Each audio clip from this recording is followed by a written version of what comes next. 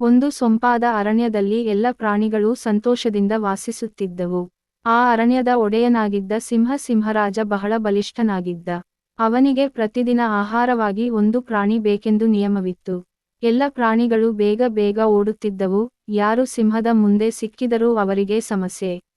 ಅವನ ಭಯದಿಂದ ಅರಣ್ಯದಲ್ಲಿರುವ ಎಲ್ಲರೂ ನಿತ್ಯ ಭಯದಲ್ಲಿ ಬದುಕುತ್ತಿದ್ದರೆ, ಒಂದು ದಿನ ಎಲ್ಲಾ ಪ್ರಾಣಿಗಳು ಸೇರಿ ಸಭೆ ಕೂಡಿ, ಹೀಗೆ ಬದುಕುವುದು ಸುಲಭವಿಲ್ಲ, ಏನಾದರೂ ಮಾಡಲೇಬೇಕು ಎಂದು ನಿರ್ಧರಿಸಿದರು.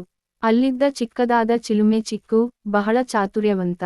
ಅವಳು ಮುಂದೆ ಬಂದು ಹೇಳಿದಳು, ನಾನು ಒಂದು ಯೋಜನೆ ಮಾಡಿದ್ದೇನೆ. ನಾಳೆ ನಾನು ಸ್ವಯಂ ಸಿಂಹನಿಗೆ ಆಹಾರವಾಗಿ ಹೋಗುತ್ತೇನೆ.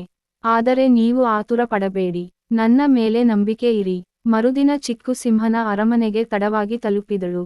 ಸಿಂಹ ಕೋಪದಿಂದ ಗರ್ಜಿಸಿದ, ಅಯ್ಯೋ, ಇಷ್ಟು ತಡವಾಗಿ ಬಂದೆ, ನೀನು ನನ್ನನ್ನ ಎಂಥವನು ಎಂದುಕೊಂಡಿದ್ದೀಯಾ? ಚಿಕ್ಕು ನಾಚಿಕೆಯಿಂದ ಹೇಳಿದಳು, ಕ್ಷಮಿಸಿ ಸಿಂಹರಾಜನೇ, ನಾನು ಸರಿಯಾಗಿ ಬರುತ್ತಿದ್ದೆ, ಆದರೆ ಮಾರ್ಗದಲ್ಲಿ ಮತ್ತೊಂದು ದೊಡ್ಡ ಸಿಂಹ ನನ್ನನ್ನು ತಡೆದು, ಈ ಅರಣ್ಯದಲ್ಲಿ ನಾನೇ ಒಡೆಯ ಎಂದಿತು.